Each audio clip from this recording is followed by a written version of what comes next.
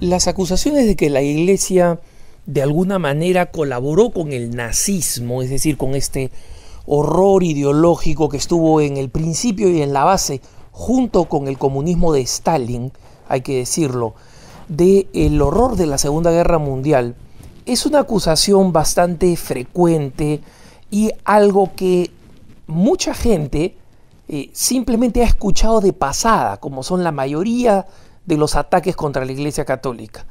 Y al escucharlos de pasada, simplemente cuando discuten con algún católico, se la lanzan a la cara, ¿no?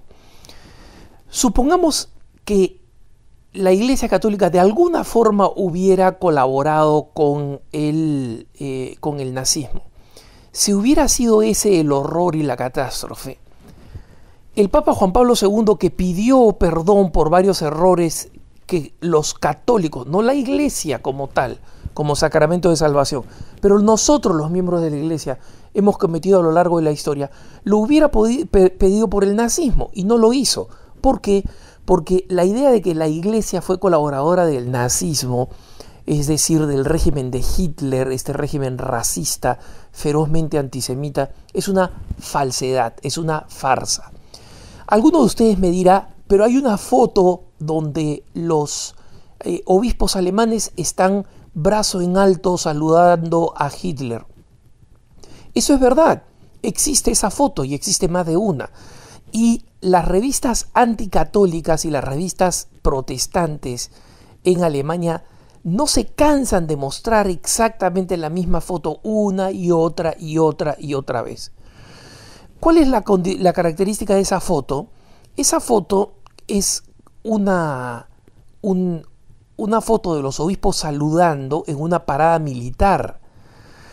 Y en las paradas militares, ya desde finales de los años 20, Hitler había convertido en la manera de saludar a los símbolos patrios el hacerlo con el brazo en alto, es decir, el símbolo que era símbolo de saludo nazi.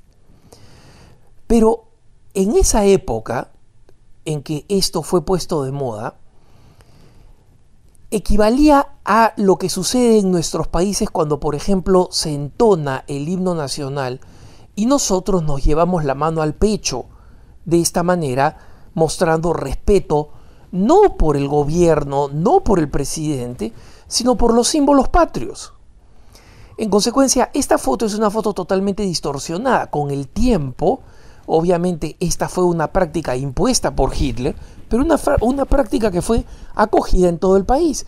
Los obispos que aparecen en esa foto famosa, varios de ellos terminarían en la cárcel o en el exilio, o terminarían en situaciones muy tensas, mejor dicho, muy tensas con Hitler, porque se opusieron a sus políticas. Ahora, el caso más importante, por supuesto, es el caso del Papa Pío XII. Sobre el Papa Pío XII yo les puedo decir, hermanas y hermanos, una cosa muy sencilla. Quien quiera que les diga, y ese Papa que apoyó a los nazis, ustedes le preguntan, ¿quién fue?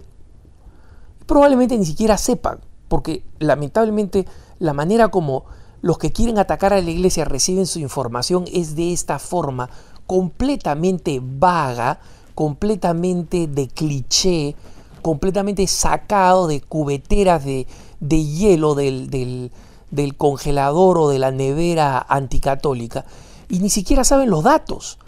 En consecuencia, los católicos no somos los que tenemos que proporcionar los datos. Cuando alguien dice, sí, que hubo un papa que apoyó a Hitler, ¿sí? ¿Qué papa fue ese? Y si no saben el nombre, si ni siquiera saben que se están refiriendo a Pío XII, díganle, oye, mira, primero infórmate, porque no sabes de lo que estás hablando. Aprende por lo menos el nombre del papa que tú dices que apoyó a Hitler. Ahora, el hecho real es que el Papa Pío XII jamás apoyó a Hitler. Así que si hay alguien que les dice, sí, el Papa Pío XII apoyó a Hitler, ustedes le pueden decir con certeza que es mentira. Y él dirá, no, pero ha salido un libro, han salido 2 libros, han salido 3 libros. Efectivamente, libros han salido, pero son libros de personajes abiertamente anticatólicos en algún caso, y en otro caso de un grupo muy reducido de líderes judíos que creen que la mejor manera de evitar un próximo holocausto es haciendo que los cristianos se sientan culpables de ser cristianos. Y ellos creen que eso los va a poner a la defensiva.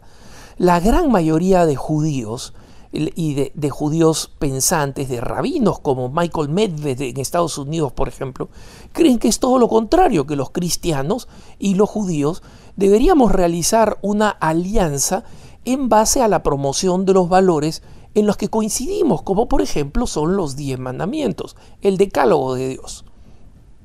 Pero en fin, el hecho real es que hay estos libros que son una farsa.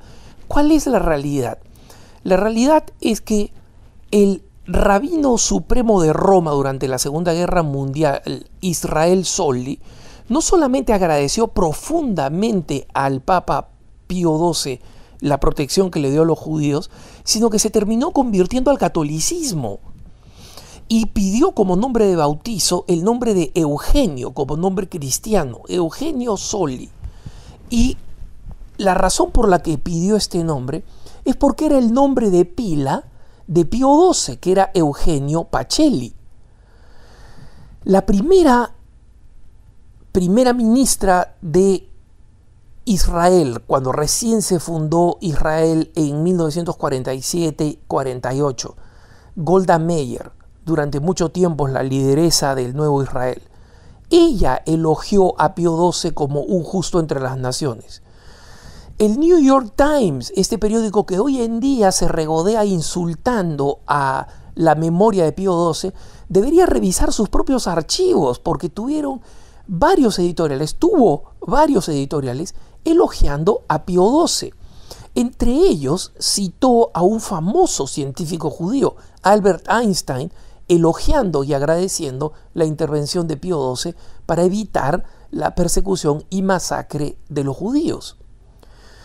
El Jewish Veteran, un periódico de los soldados norteamericanos de origen judío, elogió enormemente la elección de Pío XII, diciendo que cuando fue elegido papa antes de la guerra, poco antes de la guerra, había sido lo mejor que le había podido pasar al pueblo judío, porque este era un cardenal que era elevado a papa, que ya era conocido por ser amigo de los judíos, por protegerlos, por cuidarlos, por respetarlos, por invitarlos a cenar a comidas en las cuales se preocupaba que el alimento fuera kosher, es decir, moralmente, legalmente, religiosamente aceptable para los judíos. En consecuencia, que Pío XII o que la Iglesia Católica estuvo involucrada apoyando el nazismo es una mentira monda y lironda. Y cada vez más personas de buena voluntad, cada vez más historiadores honestos, terminan aclarando que esta es la verdad.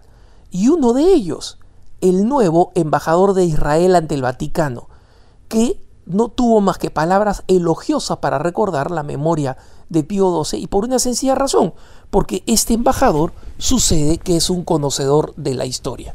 O sea que, como decía Gilbert Keith Chesterton, ese gran apologista católico, a la iglesia se le pueden decir muchas cosas y muchos insultos, y esos insultos van a dar en el blanco, porque la iglesia es suficientemente grande y suficientemente pecadora como para que los insultos den en el blanco.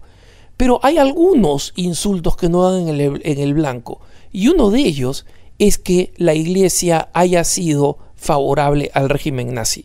Que tengas un buen día.